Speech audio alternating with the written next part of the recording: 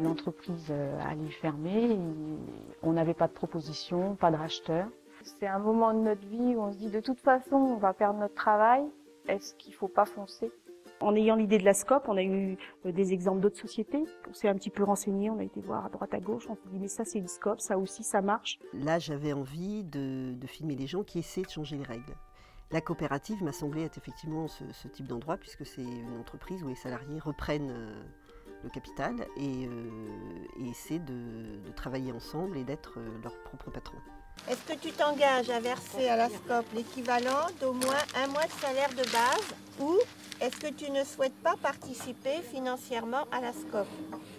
Bon, moi j'ai adhéré tout de suite. On nous a expliqué, on a eu une réunion, j'ai adhéré tout de suite. Pour moi, c'était sauver notre emploi, sauver notre peau, quoi, pour continuer. C'est entre nos mains finalement que le projet se trouve et si on veut y arriver, il faut tout donner. Ça nous a rapprochés beaucoup. Quand la SCOP est créée, c'est là qu'on s'est soudés les unes avec les autres. Et ça, c'est beau.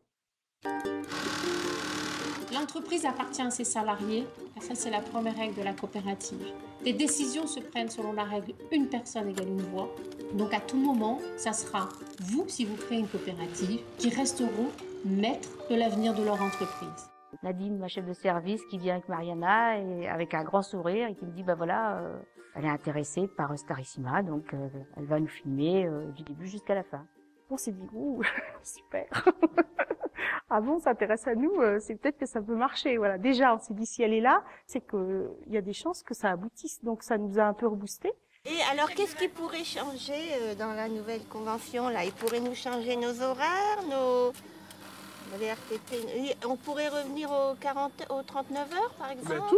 Tout peut être remis en cause. Ah bon? Bien sûr. On n'en a jamais parlé de ça. Au départ, ils se sont laissés filmer un peu sans savoir sur quel projet ils se lançaient. Et puis c'est après que j'ai vraiment pris le temps de leur expliquer que ce serait pas un reportage, mais que j'allais venir tous les jours, que j'allais arriver en même temps qu'eux au travail.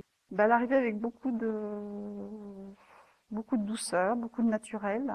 Et puis petit à petit, elle s'est mise entre nous, à vivre avec nous.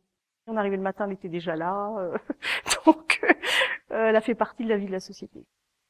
C'est pas qu'elle provoquait le dialogue directement, mais elle a fait nous interroger sur nous-mêmes. Je suis pas sûre qu'on aurait parlé autant si Mariana n'avait pas été là.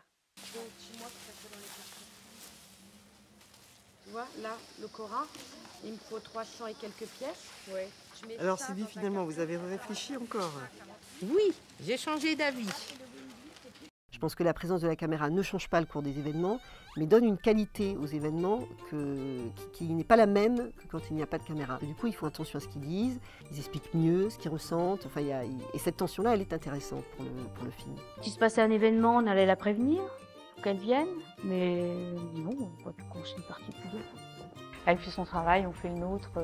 On a chacun notre projet, nous réussir à la SCOP, Mariana réussir son documentaire. Elle croyait à la coopérative, je croyais au film. Petit à petit, elles ont cru aussi au film. Et tout ça a, je pense, fait encore plus exister la coopérative. Ce sera à refaire, je recommencerai. Ah oui, oui.